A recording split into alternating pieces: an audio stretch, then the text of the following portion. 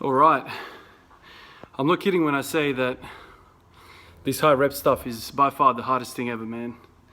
I said it many times before, but you know, when you're going for 1 rep max or like a 5 rep max, it's not so bad. Like mentally, you can prepare yourself for that because you know it's short-lived. But when you're looking at the, you know, through the barrel of a 50 rep session, it's a long way, you know, to a drinks break. So it's very, very tough. It's kind of like what marathon runners always talk about. You know, it's such a mental battle. So today I did, you know, 50 reps with the empty bar and 50 reps with 60 kilos. And that's completely murdered me. I literally feel like I've been climbing up a mountain. I also managed to hit 100 kilos for 20 reps. You know, jelly legs underneath the bar. Just really tough battle. But anyway, so I'm continuing to play with some of these parameters of how to approach high rep training. I did a whole bunch of days in a row where I did, you know, 25 reps with 100 kilos and nothing else, just that. Today I decided to kind of put more volume underneath the belt, you know, do reps up to 50 reps, just to get the body accustomed to doing so many repetitions. So I think that's going to help me when I'm doing my, you know, 100 kilos for max reps, because my body's kind of already been primed for longer stints of under the barbell. I think the 60 kilo set that I did for 50 reps today, I think all up I was 3 minutes under the bar, which is a long time to be under that weight, especially when you're trying to draw breath. It's not just the prime movies that are, you know, playing in this party. There's a whole lot of stuff going on, right? It's, you know, at one point I started feeling thoracic back pain, kind of like upper mid back. Yeah, I don't even know what muscle that is, but every time I would draw a breath, I was feeling that muscle work. It's kind of like the rhomboid kind of region. Just really bizarre. Like a lot of us try to isolate some of these muscles, some of these intricate muscles that are like deep down, kind of awkward muscles that we don't even really know what the hell they do. Yeah, sure, we know the rhomboids retract the scapula, but I've never felt my rhomboids like I did under the bar today. You know, I've done a shit ton of rows, shit ton of pull-ups, single arm rows, row to your belt, row to your chest. I've never felt the rhomboids activate like that, ever.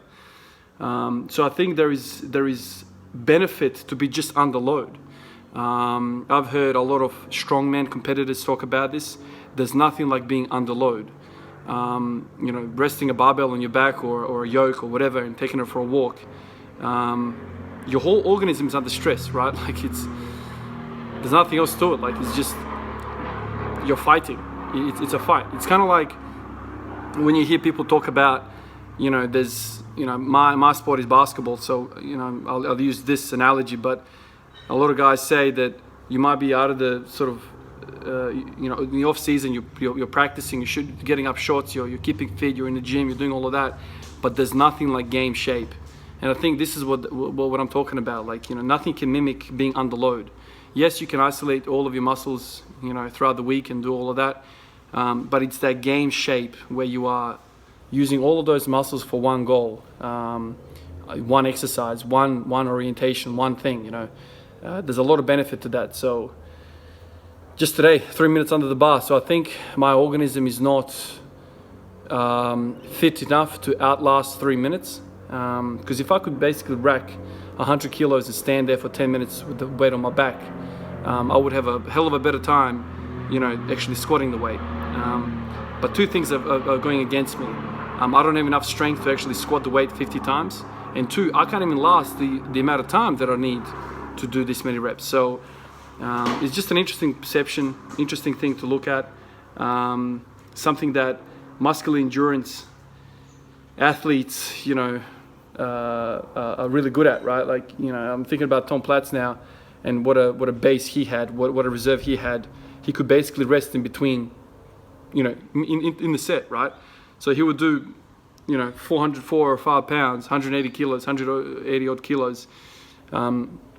He would do a bunch of reps and then just rest, which tells me he was strong, man. He could basically stand with the weight on his back comfortably, you know.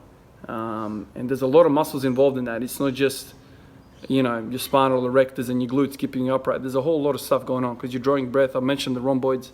So anyway, I think there's a lot of value in that. A lot of you guys are looking at this and they're like, it's just cardio.